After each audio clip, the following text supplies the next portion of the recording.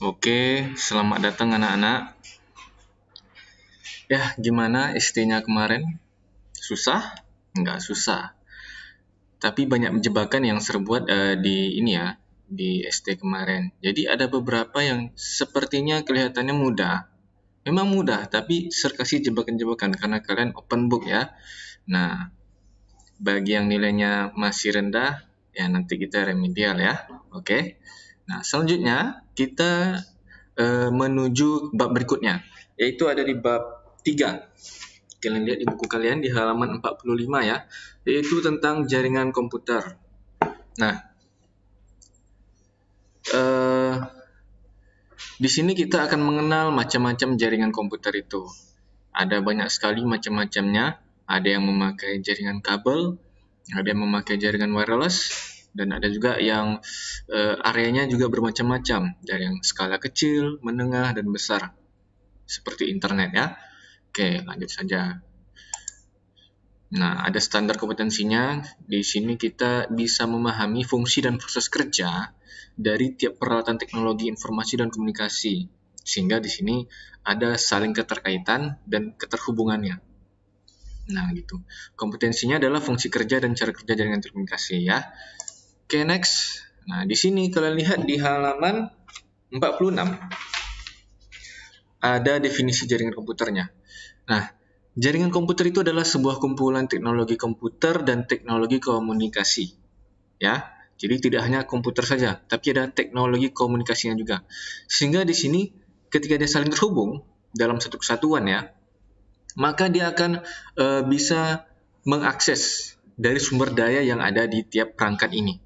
Nah, ketika diakses nanti kita bisa mendapatkan data yang kita inginkan di perangkat lainnya. Nah, itulah definisi umum dari jaringan komputer. Nah, adapun manfaatnya adalah kita bisa berbagi sumber daya atau pertukaran data. Yang kedua, kita bisa mempermudah komunikasi sehingga transaksi ini berjalan secara cepat dan efisien. Bayangkan ketika kalian mendownload film atau nonton YouTube, itu tidak harus menunggu buffering lama sekali. Nah, disitulah gunanya dari perangkat jaringan komputer itu. Semakin cepat perangkat kalian, maka semakin cepat pula kalian bisa mendapat informasinya. Nah, lalu di sini manfaatnya adalah mampu memberikan akses informasi dengan cepat dan up to date. Jadi, detik itu juga kalian bisa mengetahui, oh, rupanya ada ilmu terbaru nih. Oh, rupanya ada berita terbaru. Gitu ya. Nah, di sini kita bisa mengakses informasi secara cepat dan up to date. Jadi, bisa dikatakan real time ya. Nah, selanjutnya adalah dapat menekan biaya untuk kebutuhan periferal. Jadi, misalkan kalian punya satu printer di rumah, tapi di sini kalian bisa mengaksesnya secara massal. Nah, nanti itulah gunanya jaringan komputer itu. Sehingga nanti bisa menekan biaya yang lebih rendah lagi. Jadi kita nggak perlu kita memakai satu komputer, harus pula punya satu printer. Nggak perlu. Jadi kita hanya punya satu printer, kita bisa mengakses beberapa perangkatnya. Misalkan ada di dalam satu rumah itu ada 5 orang. Nah, dalam 5 orang itu bisa mengakses perangkat printer secara bersamaan. Ya, gitu. Itulah manfaat dari jaringan komputer. Nah, jadi di dalam manfaat komputer ini ada jenis-jenisnya berdasarkan medianya. Yang pertama adalah wired network atau jaringan berkabel. Jaringan ini menggunakan media kabel dalam hubungan sistem komputer dalam jaringan. Nah, jadi contohnya di ini ya. Kalau kalian yang dulu pernah di SMP belajar di sekolahnya di lab. Nah, seperti di sini ya, kalau di SMP Dharma Wida dulu itu menggunakan jaringan berkabel ya. Jadi tiap komputer itu dihubungkan oleh kabel. Nah, jadi ketika nanti tidak ada kabelnya, maka nanti bisa digantikan menggunakan jaringan nirkabel atau bahasa kerennya wireless ya, wireless network. Jadi wireless ini bahasa Indonesianya adalah nirkabel. Nah, jaringan ini tidak menggunakan media kabel sebagai alat penghubungnya, tetapi menggunakan gelombang elektromagnetik dalam setiap kiriman sinyal informasinya. Seperti HP kalian. Nih, ada HP di sini kan. Nah, di sini ada HP. Di sini tidak hanya berupa jaringan internet ya, jaringan infrared juga bisa. Bagi kalian yang mau yang punya HP Xiaomi. Nah, ini yang AC-nya, remote AC-nya kehilangan, pakai HP Xiaomi. Itu masih bisa dibilang dengan jaringan nirkabel infrared ya, yang punya HP Xiaomi. Dan juga yang dulu masih zaman-zaman tahun 2000-an awal itu menggunakan Bluetooth ngirim lagu. Nah, itu juga bisa dibilang dengan jaringan nirkabel ya. Tidak hanya serta-merta harus jaringan internet adalah wireless network, tidak. Banyak sekali macamnya dari jaringan nirkabel ini ya, bermacam-macam. Intinya adalah dia menggunakan gelombang elektromagnetik dalam setiap kiriman sinyalnya. Beda dengan jaringan kabel tadi, sudah jelas medianya adalah kabel saja. Nah, walaupun kabel ini banyak juga macamnya. Di materi selanjutnya akan kasih tahu ya. Nah, selanjutnya adalah jenis jaringan komputer berdasarkan areanya. Jadi ada areanya juga ini dalam jaringan komputer ini. Yang pertama adalah ini skala kecil, LAN, Local Area Network. Nah, jaringan komputer ini dalam antar area yang relatif dekat. Contohnya satu ruangan, seperti lab di sekolah ini, di Dharma Yuda. Jadi dalam satu lab ini, itu adalah jaringan LAN. Nah, maka orang-orang umum biasanya, orang-orang awam, kayak di dalam warnet misalkan yang sudah pernah ke warnet, nah itu adalah satu jaringan LAN. Jadi hubungannya itu hanya dalam satu ruangan, atau satu rumah, atau satu kantor ya. Begitu. Selanjutnya, adalah jaringan MAN, Metropolitan Area Network. Nah, jaringan ini adalah jaringan skala agak besarnya lagi dari jaringan komputer LAN ya. Jadi kumpulan dari jaringan LAN satu dengan jaringan LAN yang lain. Nah, saling terhubung itulah membuat dia menjadi Metropolitan Area Network. Contohnya, misalkan kita ini berada di gedung SMP SMA Dharma Yuda. Ya, dalam satu wilayah ini, gedung ini di SMP Dharma Yuda atau SMA Dharma Yuda berhubungan dengan jaringan di SD Dharma Yuda. Beda gedung ya, tapi masih dalam satu kota. Nah, itu bisa dibilang atau dikatakan dengan MAN, jaringan Metropolitan Area Network. Jadi, kumpulan dari jaringan komputer LAN satu dengan jaringan komputer LAN lainnya.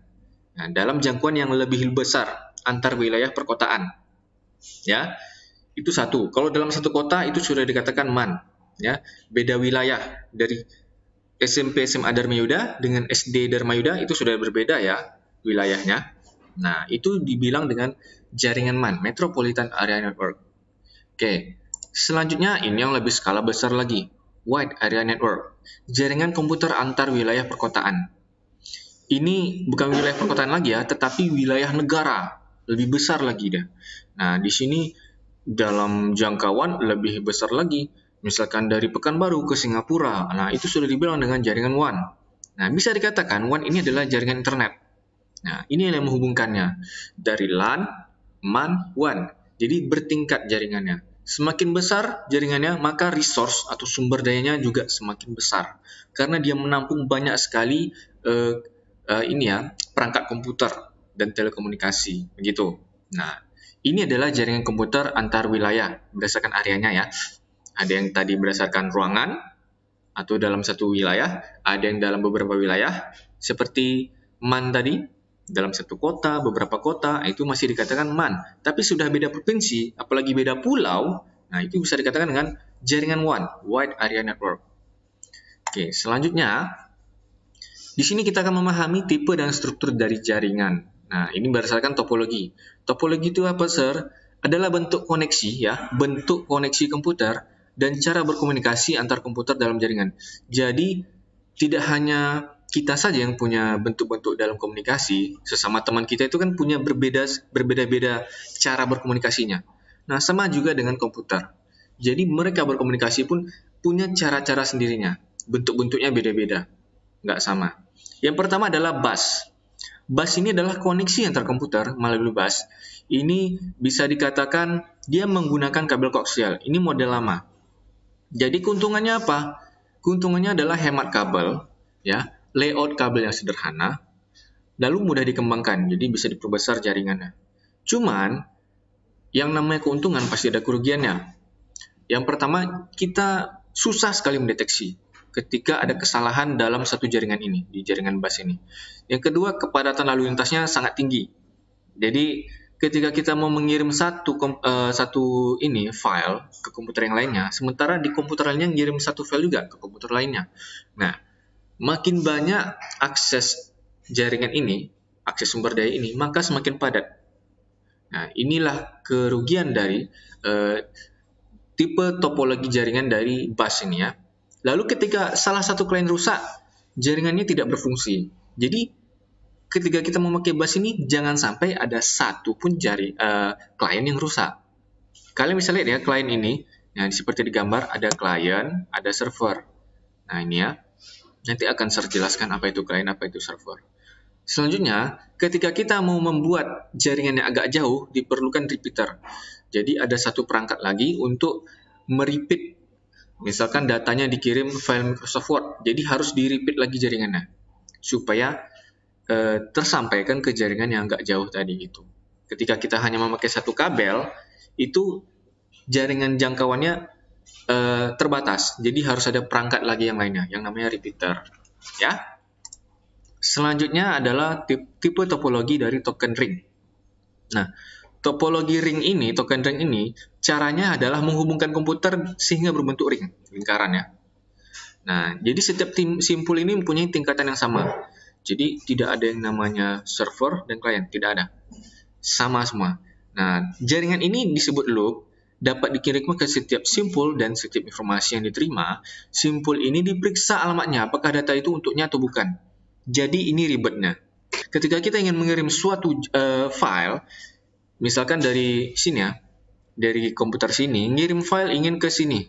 Nah, dia harus mutar dulu, ngecek apakah ini alamat jaringan, bukan. Berarti dia ngecek lagi, ngecek sampai ke sini. Jadi dia harus singgah dulu ke komputer lainnya. Nah, ribet ya. Jadi dia ngecek satu dulu. Alamatnya ini bukan. Alamatnya ini bukan.